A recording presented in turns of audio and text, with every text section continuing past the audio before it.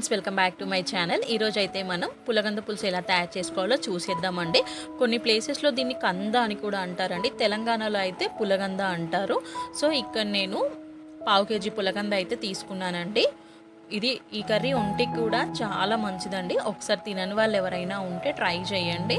So ఇక్కడ నేను పైన పీల్ అంతా తీసుకొని మీడియం సైజ్ ముక్కలుగా అయితే కట్ చేసుకోవాలి. పులగంత ఏంటంటే కొన్నిసార్లు దురదొచ్చే ఛాన్స్ అయితే ఉంటుందండి. దానికోసం మనం కట్ చేసే ముందు హ్యాండ్స్కి కుకింగ్ ఆయిల్ కానీ కోకోనట్ ఆయిల్ కానీ రాసుకొని కట్ చేస్తే మనకి ఎలాంటి ప్రాబ్లం అయితే ఉండదండి. ఇలా మీడియం సైజ్ ముక్కలుగా అయితే కట్ చేసుకొని 10 నిమిషాల పాటు ముక్కల్ని ఉడికించుకోవాలి. నెక్స్ట్ ఇక్కడ 50 గ్రామ్స్ చింతపండు అయితే నేను తీసుకొని వాష్ చేసి నానబెట్టుకుంటున్నానండి. ఈ కర్రీ ఒంటికి కూడా చాలా మంచిదండి. సో ఇలా 10 నిమిషాలు అయితే ఉడికించుకోవాలి ముక్కల్ని. ఎక్కువసేపు కూడా ఉడికించుకోకూడదు. ఎక్కువసేపు ఉడికితే ముక్కలు అనేవి కొంచెం ఎక్కువ మెత్తగా అయిపోతాయి.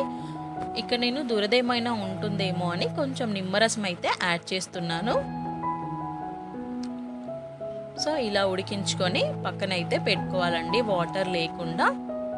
నెక్స్ట్ మనం కర్రీ ప్రాసెస్ అయితే చూసేద్దాం. కర్రీ కోసం మనం స్టవ్ మీద ప్యాన్ పెట్టుకొని 4 స్పూన్ల ఆయిల్ అయితే తీసుకొని ఆయిల్ హీట్ అయిన తర్వాత 1 టీ స్పూన్ జీరా, 1 టీ స్పూన్ ఆవాలు, కొన్ని మెంతులు అయితే వేసానండి. ఇది పులుసు కర్రీ కాబట్టి మెంతులు వేస్తే టేస్ట్ అనేది చాలా బాగుంటుంది. మెంతి పౌడర్ కూడా వేసుకోవచ్చు. సో ఇక్కడ ఆనియన్, పచ్చిమిర్చి తీసుకున్నానండి. సో ఆనియన్, పచ్చిమిర్చి ఆయిల్లో ఫ్రై అయిన తర్వాత కొంచెం కరివేపాకు వేసుకోవాలి. 1/2 స్పూన్ అల్లం వెల్లుల్లి పేస్ట్ కూడా వేసుకొని పచ్చివాసన పోయే వరకు అయితే ఆయిల్లో ఫ్రై చేసుకోవాలి. ఫ్రై అయిన తర్వాత 1/2 టీ స్పూన్ పసుపు అయితే వేసుకోవాలి.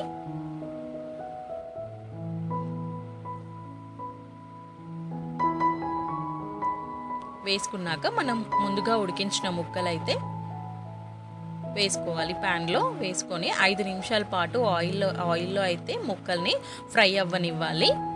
ఇలా ఫ్రై అయిన తర్వాత టేస్ట్కి సరిపడా సాల్ట్, 1.5 స్పూన్ కారం అయితే వేసుకోవాలండి. పులుసు కర్రీస్ కాబట్టి ఏంటంటే కారం కొంచెం ఎక్కువ పడుతుంది. ఇక్కడ నేను 1.5 స్పూన్ కారం అయితే వేసాను.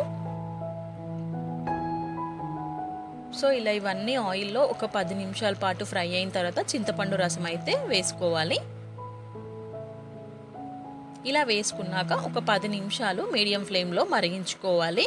పులుసు కర్రీస్ ఏంటంటే మనకు పొద్దున్న చేసి సాయంత్రం చేసిన కర్రీ నెక్స్ట్ డే మార్నింగ్ తింటే టేస్ట్ అనేది ఇంకా బాగుంటుంది అప్పటికప్పుడు కన్నా. సో ఇలా 15 నిమిషాలు మరిగిన తర్వాత మనకి ఇలా చిక్కగా అయితే కర్రీ వచ్చేస్తుంది. ఇలా వచ్చిన తర్వాత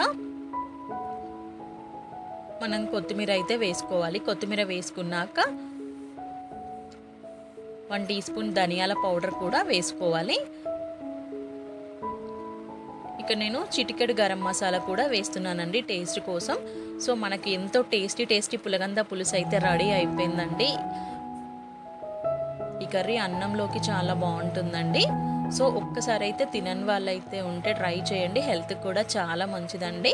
సో వీడియో నచ్చితే లైక్ చేయండి, షేర్ చేయండి. ప్లీజ్ ఫ్రెండ్స్, సబ్స్క్రైబ్ అయితే చేసుకోండి నా ఛానల్ని.